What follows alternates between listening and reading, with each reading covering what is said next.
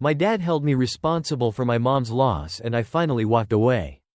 When people talk about family, they often use words like unbreakable, forever, or unconditional. But for me, family was a complex and thorny concept, bound up in guilt, anger, and obligations that felt less like love and more like chains.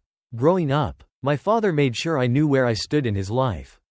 And it was a place defined by resentment, unspoken accusations, and constant reminders of what I owed him.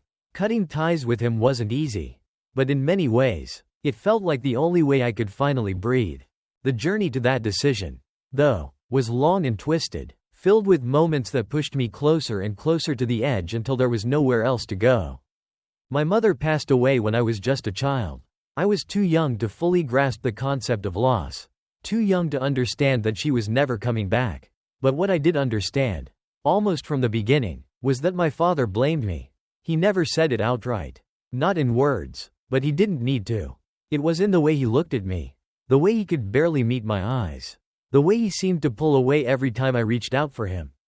He would disappear into his grief, leaving me alone to navigate a world that felt darker, emptier without my mom. He became a shell of the man he once was. Or so people said. I never really knew him before, so I had no basis for comparison. But the man I grew up with was distant, cold, and burdened by a sadness that I came to understand was somehow my fault, or at least, that's what he wanted me to believe.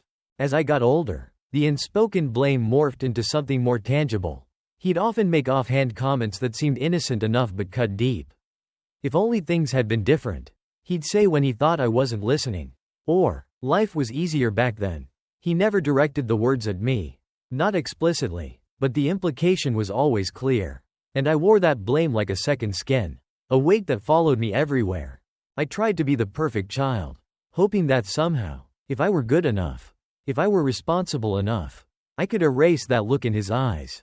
I became obsessed with doing well in school, staying out of trouble, taking on responsibilities that no child should have to bear.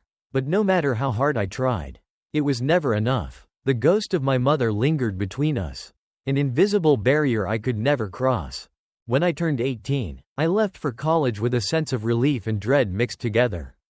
Part of me felt guilty for leaving him alone, but another part of me was desperate to escape the suffocating atmosphere of our house, where every room seemed to hold some lingering sadness, some unresolved grief that I had no idea how to face.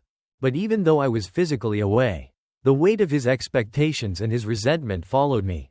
He'd call occasionally, mostly to remind me of the things he needed, help with bills, repairs around the house, advice on things he could have handled himself if he'd ever let go of the past. Every conversation felt like a reminder that I owed him, that I had to make up for something I couldn't even remember. As the years passed, his demands grew. He'd ask for money here and there. At first small amounts that I could manage without much trouble. But soon, the requests became more frequent.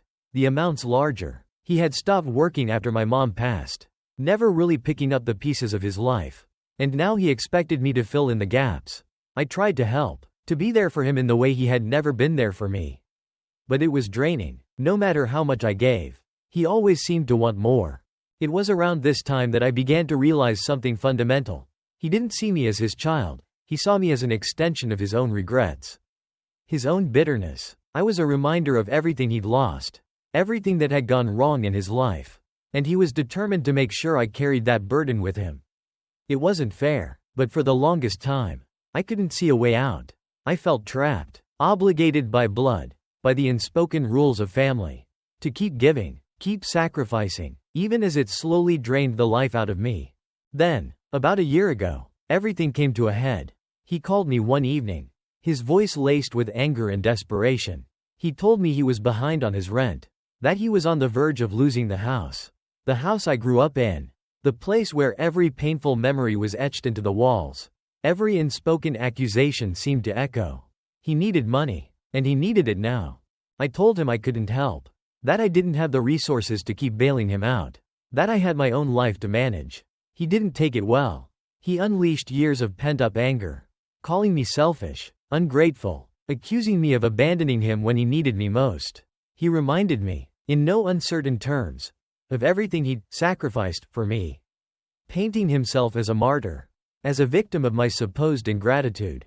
But I was done. In that moment, something in me snapped. I realized that no matter how much I gave, it would never be enough. I would always be the scapegoat, the person he blamed for his own misery. I had spent years trying to make up for a loss that I hadn't caused, trying to earn a love that he was never willing to give. And I was tired. Tired of carrying his burdens. Tired of letting his bitterness define my life. So, I told him that I was done. That I couldn't keep sacrificing my own well-being for a man who saw me as nothing more than a reminder of his own failures. I told him that I deserved to live my life free from his blame, his resentment, his endless demands. And then, for the first time in my life, I hung up on him. The silence that followed was both terrifying and liberating. I knew I had crossed a line, that there was no going back. But for the first time, I felt like I was finally standing up for myself, finally breaking free from the chains he'd wrapped around me since childhood. In the months that followed, I struggled with guilt, with a lingering sense of duty that had been drilled into me since I was a child. I thought about reaching out, about trying to mend things. But every time I picked up the phone, I remembered the way he'd spoken to me, the accusations he'd hurled, the way he'd reduced our relationship to a transaction, a debt he felt I owed him.